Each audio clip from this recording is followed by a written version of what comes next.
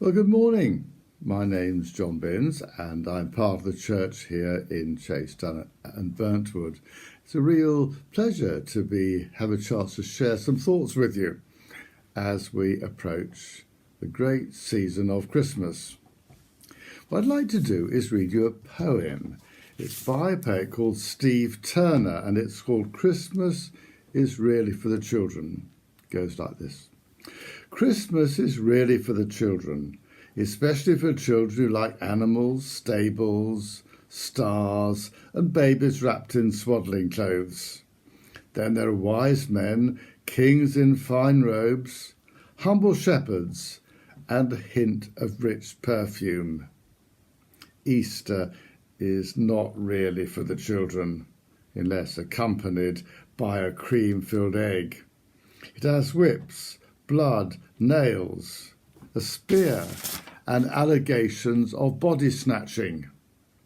It involves politics, God, and the sins of the world.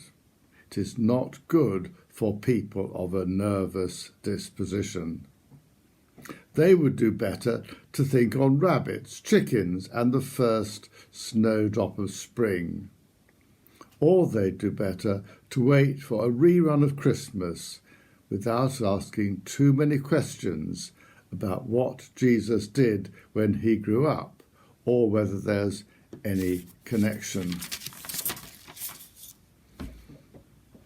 Well, I don't know what your Christmas is going to be like. At the moment, there seems to be quite a lot of uncertainty about what we're going to be able to do, about what will be allowed by government regulations.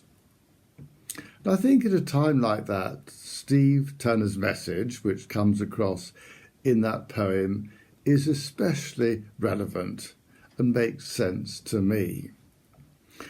What it is doing is reminding us that Christmas isn't just one day. It's not like a party which happens once and then you can forget all about it and move on. But Christmas is something much bigger than that.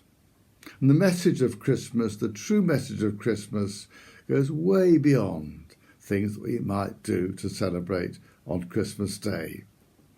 Because Christmas is about God and his love for each one of us. In that baby Jesus, God comes to his world. He enters into it. He then grows up. He lives a full life, a life of joys and of sorrows, and finally ending in death and resurrection. So that is the true message of Christmas. It's about how God's love comes to us. Now we can find that love wherever we are, whether we're worried and anxious, whether we're full of joy in the presence of family and friends, whether we're entranced by the Christmas lights or the carol services.